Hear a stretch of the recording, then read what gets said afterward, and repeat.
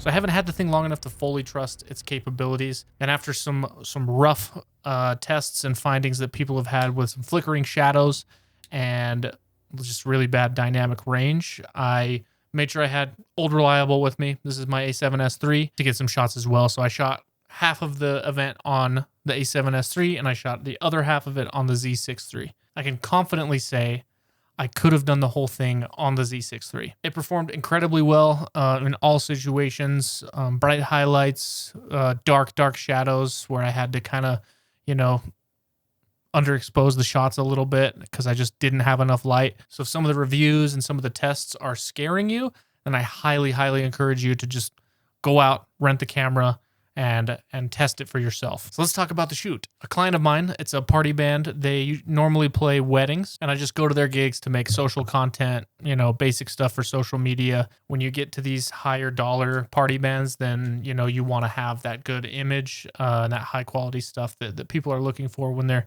looking to hire you. So a lot of the time at their gigs, they play in the evening. So once it gets nice and late, guess what happens? Oh no. The sun goes down. I feel like I'm talking to 2-year-olds. You guys are very smart. So it gets really dark, especially like in the crowd area where I want to get people's reactions and I want to see the energy that the band is bringing to the crowd. So sometimes it can get a little bit dark down on the dance floor. Sometimes I have to add my own lights, things like that. So honestly, it was the perfect situation to test out this camera because it's, sometimes you can't really control everything that's going on in the crowd at all times. So most of the night, like the actual dark shots, I had the Z6 III at 6400 ISO. I was using a Viltrox 40mm f2.5 and a Mikey 85 1.8. It was a little bit too dark for the 24 to 120 that you're looking at right now. F4 just barely couldn't cut it, and I just wanted to have that freedom to open up a couple stops if I needed to. So that's why I used those two lenses. I know they're budget, but they still gave like a really great image and it gave me that little extra light that I needed. So the crowd was like barely lit. There was some Edison bulbs strung from the ceiling and some super dim like paper lanterns. So honestly, this was like a super good low light test. Pretty much all the footage was shot at 60 FPS at a shutter speed of 1/125th. And all I did to grade it was a color space transform. For the dark shots, all I did was color space transform. For some of the brighter shots, I brought the exposure down a little bit because generally I like to overexpose the tad. It just helps to hide those noise, some of those little noise artifacts. So if you can overexpose, I would recommend it. Don't do it too much on the Z6 III, but like a third, 2/3 of a stop is actually really good. Especially if you're shooting at the second native ISO, you're going to want to shoot it a little bit overexposed and bring it down in post, and it'll help kind of hide the noise a little bit. Some of the situations here, that wasn't really possible. I was wide open. I was second native ISO, and so I kind of just had to get what I could get. So no denoise was applied to any of this as well.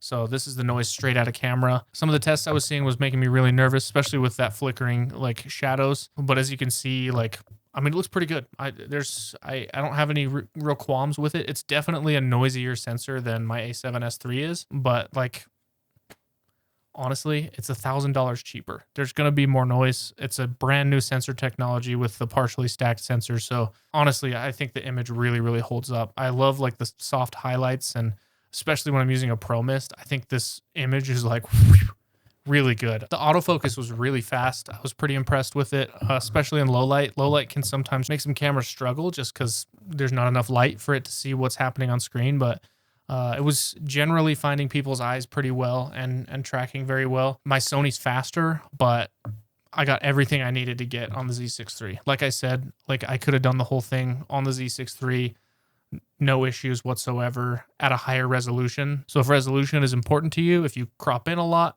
that might be something to consider. Now, I talked a little bit about the flickering shadow situation. I've seen a few videos about it, and it looks really scary because it looks pretty bad. I'll be honest, it doesn't look great. I think that's just, it's kind of luck of the draw there. I think there's some bad units, but yeah, I haven't experienced any of it.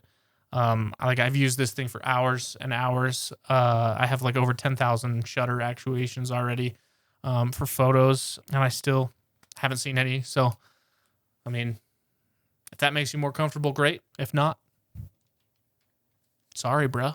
Sorry. Like I said, the image from this thing looks great. I'll even throw some shots from my A7S III side by side so you can kind of see the comparison with the low light king, as one might call it. The Mr.